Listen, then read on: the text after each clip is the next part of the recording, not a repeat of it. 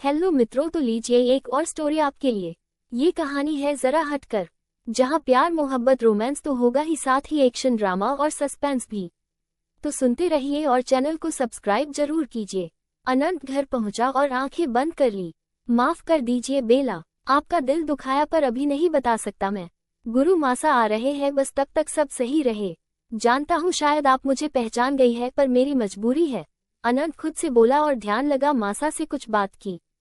उस दिन के बाद बेला अक्सर अनंत के सामने जाती, पर उससे बात करने और उसके करीब जाने की कोशिश नहीं करती। अनंत उसे देखकर भी अनदेखा करता। मेहुल अक्सर ही बेला से बातचीत करता और उस पर अपनी छाप बनाने की कोशिश करता, पर बेला को इम्प्रेस करना आसान न था। उसके लिए मेहुल सिर्फ दोस्त था और मेहुल भी ये बात समझ रहा था, पर वो भी दिल के हाथों मजबूर हो रहा था। उधर बरखा अब बेला के घर आती जब मानव घर पर न हो।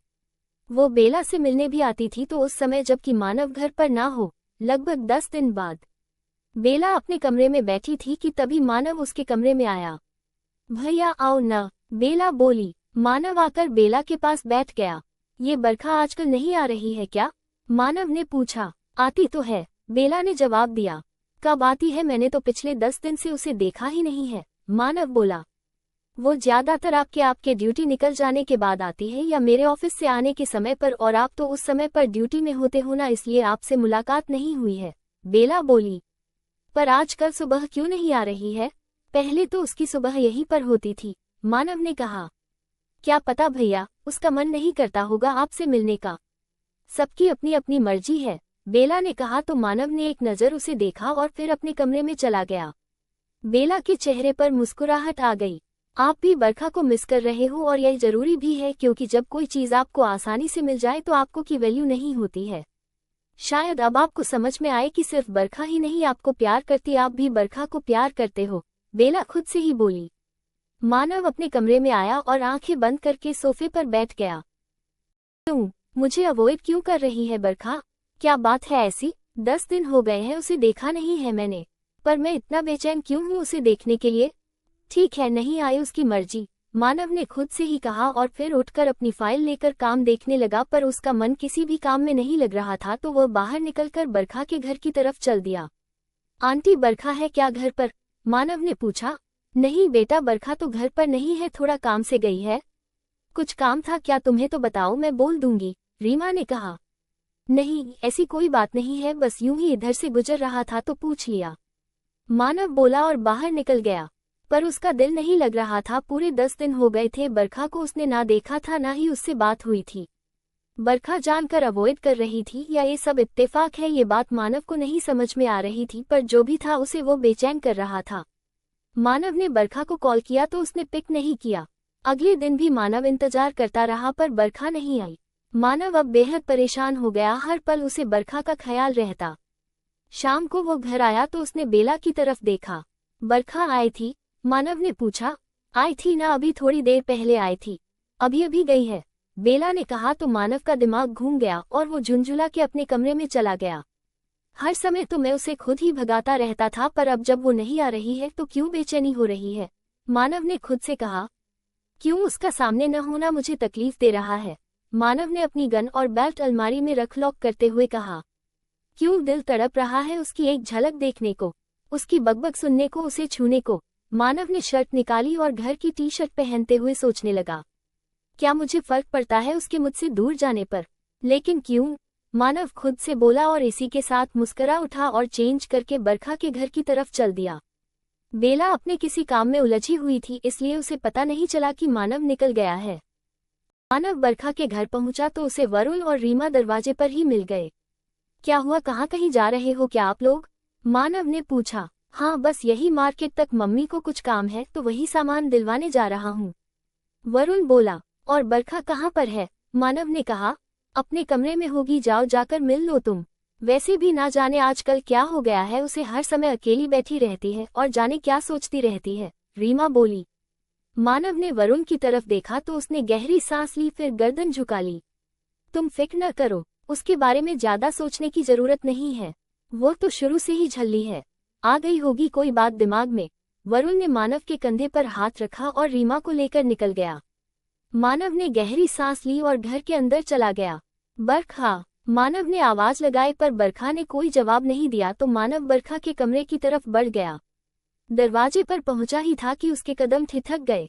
बरखा आईने के सामने बैठी हुई थी और उसने इस समय सलवार सूट पहना हुआ था और अपने छोटे छोटे बालों को करीने से सेट किया हुआ था। माथे पर स्टोन बिंदी, होठों पर लिपस्टिक और आंखों में गहरा काजल लगाकर खुद को आईने में देख रही थी। मानव वहीं खड़ा होकर उसे देखने लगा। सब कहते हैं कि अगर कोई आपको सच्चा प्यार करता है तो आपको वैसे ही स्वीकार करता है जैसे आप हो। मैंने तुम्हें वैसे ही स्वीकार किया जैसे तुम हो। गुस्से लग दूं, पर तुम मुझे प्यार ही नहीं करते, इसलिए तो मुझे स्वीकार नहीं कर पाए। ये सब मेरे लिए नहीं बना है और ना ही मुझसे होगा, बरखा खुद से ही बोली और फिर उसने दोनों हाथों से रगड़कर अपने चेहरे पर लगा पूरा मेकअप बिगाड़ दिया। मानव की आंखों में हल्की सी नमी आ गई। तुम्हारे लिए ये सब करने की कोशिश की, पर नहीं, मुझे ऐसे तुम्हारा प्यार नहीं चाहिए। तुम किसी खूबसूरत लड़की के ख्वाब देखते हो और मैं वैसी नहीं हूँ। जानती हूँ आसान नहीं है, पर अब तुमसे दूर रहना जरूरी है, वरना जीना मुश्किल हो जाएगा। बरखा टिश्यू से चेहरा साफ करती हुई बोली। बरखा, मानव बोला तो बरखा ने पलट कर देखा। तुम्हारे लिए ये सब करने की कोशिश की, पर नहीं, मुझे ऐसे तुम्हारा प्यार नहीं चाहिए। तुम किसी खूबसूरत लड़की के ख्वाब देखते हो और मैं वैसी नहीं हूँ। जानती हूँ आसान नहीं है, पर अब तुमसे दूर रहना जरूरी है, वरना जीना मुश्किल हो जाएगा। बरखा टिश्यू से चेहरा साफ करती हुई बोली। बरखा, मानव बोला तो बरखा ने पलट कर देखा। तुम आजकल घर क्यों नहीं आती?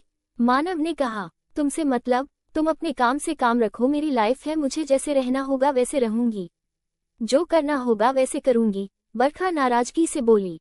ये क्या तरीका है बात करने का? और तुम्हें इस तरीके से करने की क्या जरूरत है? ये सजना सवरना, ये लिपस्टिक, काजल।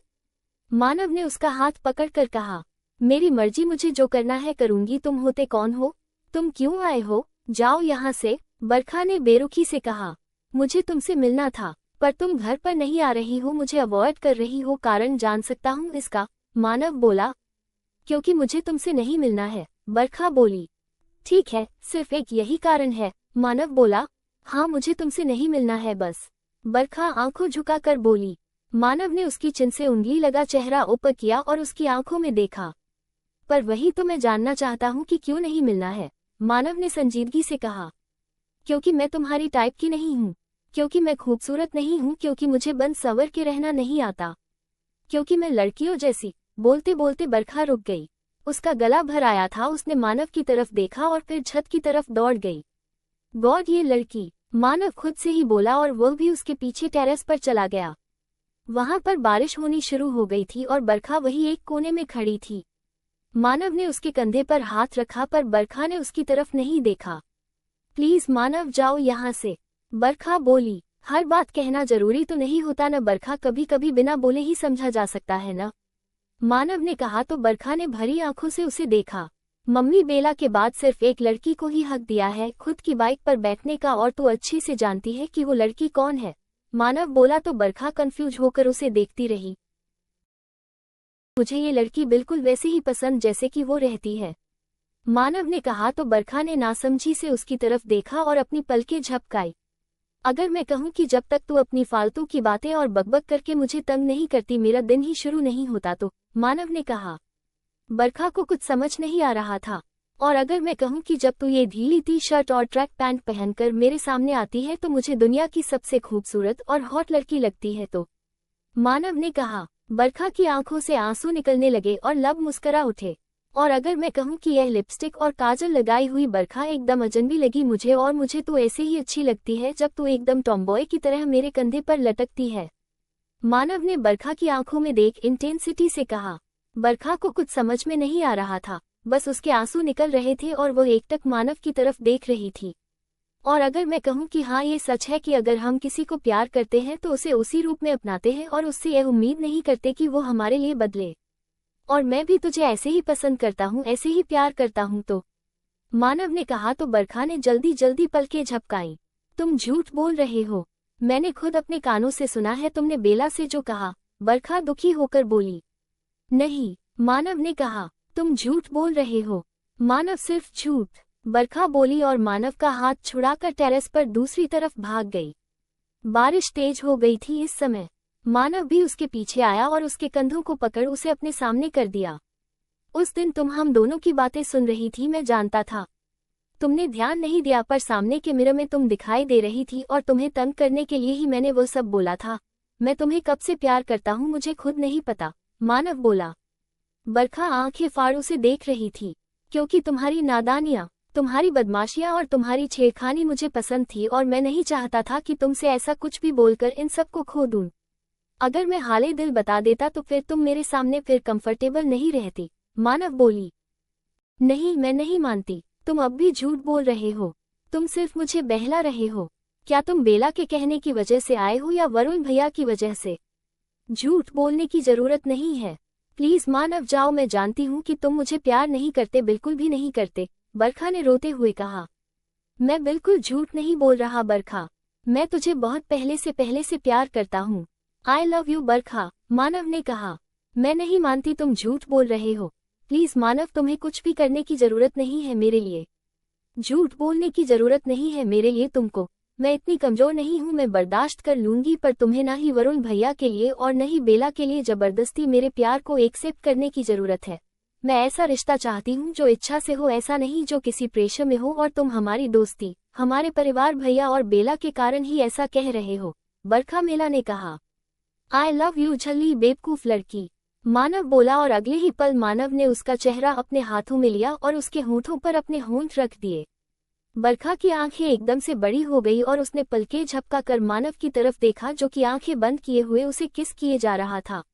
बरसात एकदम तेज हो रही थी और उससे प्रभावित हुए बिना दोनों भीगते हुए वही टेरेस पर खड़े थे।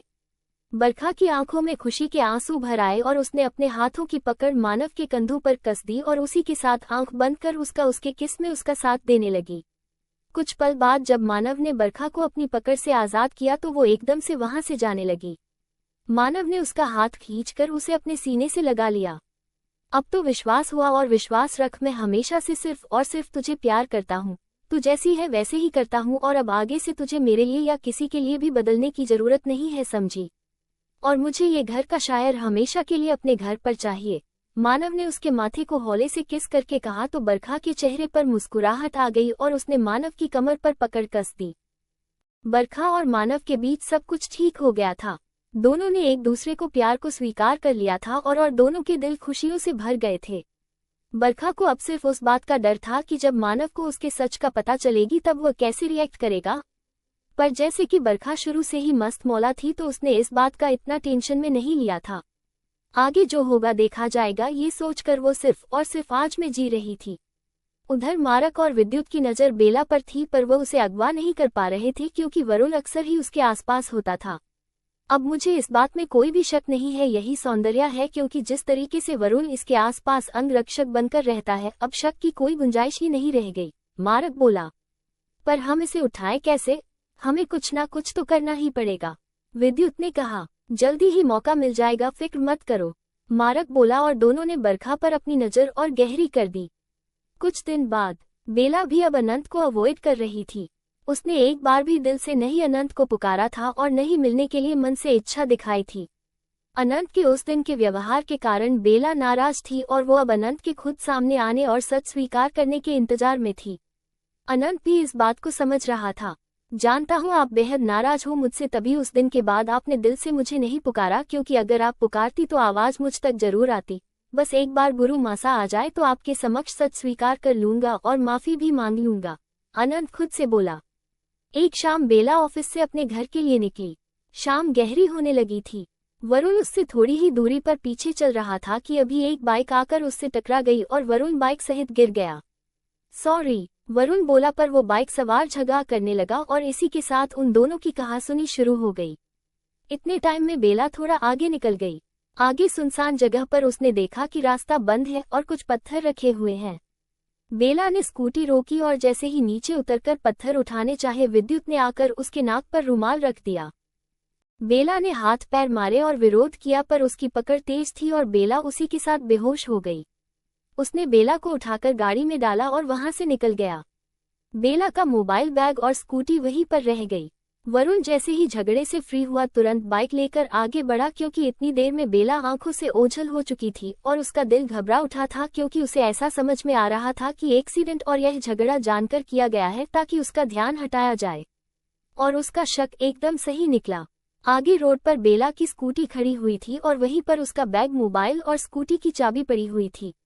वरुण की मुट्ठी भींच गई और चेहरे पर गुस्से के भाव आ गए। उसने तुरंत बेला का सारा सामान उठाया और फिर ध्यान लगाकर अनंत से बात की। क्या बेला वहां पर नहीं है? अनंत बोला। जी युवराज, वरुण ने कहा। उसका सामान है? अनंत बोला। हाँ युवराज, और माफी चाहूंगा कि मैं ध्यान नहीं रख पाया, मुझे उलझाया गया था। जरूर ही ये किसी की चाल है, लगता है कोई दुश्मन को महारानी सौंदर्या के बारे में पता चल गया है, वरुण बोला। ठीक है, तुम फिक्र मत करो, उसके घर वालों को कैसे संभालना है वो देखो, मैं मेरी बेला को कुछ भी नहीं होने दूंगा, अनंत ने कहा और उसी के साथ आंखें खोल दी। उसकी आंखों में लालिमा उतर आई थी। वरुण बेला का सामान समेट रहा था, तभी मेहुल वहां से होकर गुजरा। ये बेला का सामान है? बेला कहाँ है? मेहुल बोला। पता नहीं, पर मैं ढूंढ लूंगा, वरुण बोला और निकल गया। क्या हुआ है यहाँ और बेला कहाँ है? मेहुल खुद से बोला और वो भी बेचैन हो बेला को ढूंढने चल दिया। अनंत आंख बंद करके बेला को ढूंढने की कोशिश कर रहा था, पर उसे समझ नहीं आ रहा था कि बेला कहाँ है। उसे बेला की मौजूदगी महसूस नहीं हो रही थी। प्लीज बेला, हमें याद करो, हमारा नाम पुकारो, प्लीज बेला, एक बार दिल से मुझे पुकारो तो आपकी आवाज हम तक जरूर पहुंच जाएगी और हम जान जाएंगे कि आप कहाँ हो। आप क्यों नहीं मुझे बुला रही हो? अनंत ने मन ही मन कहा और बेचैनी से कमरे में इधर से उधर घूमने लगा। उन लोगों ने ले जाकर बेला को एक कमरे में बंद कर दिया। इसे हम उठा लाए हैं, अब देव कैसे आएगा? मारक मोला। चिंता मत करो, देवराज सौंदर्या को बचाने के लिए जरूर आएंगे और एक बार वो यहाँ आए तो हम जान जाएंगे कि वो कहाँ और किस रूप में रह रहे हैं। फिर महाराज समर को उसके बारे में बता देंगे और फिर उसे खत्म करना मुश्किल नहीं रहेगा, विद्युत बोला। कुछ घंटों बाद बेला की आंख खुली तो उसने खुद को एक कमरे में पाया। उसके हाथ और पांव बंधे हुए थे और मुंह पर भी पट्टी बंधी हुई थी। उसकी आंखों में आंसू भर आए। उसे कुछ समय पहले की घटना याद आ गई, जब सड़क पर पत्थर हटाने के लिए उसने स्कूटी रोकी थी कि तभी किसी ने पीछे से आकर उसके चेहरे पर रुमाल रखा और थोड़ी देर हाथ पांव चलाने के बाद बेला बेहोश हो गई। कौन है ये लोग? मुझे यहाँ क्यों लेकर आए हैं? क्या चाहते हैं यह मुझसे? बेला खुद से ही बोली और फिर उसने हाथ पैर हिलाना शुरू किया, पर उसे सुनने वाला कोई नहीं था। तभी दरवाजा खुला और मारक अंदर आया था। बेला ने उसे देखा और मुंह खोलने का इशारा किया। उसने बेला के मुंह से पट्टी हटा दी। कौन हो तुम और मुझे क्यों पकड़ कर लाए हो? बेला गुस्से से बोली।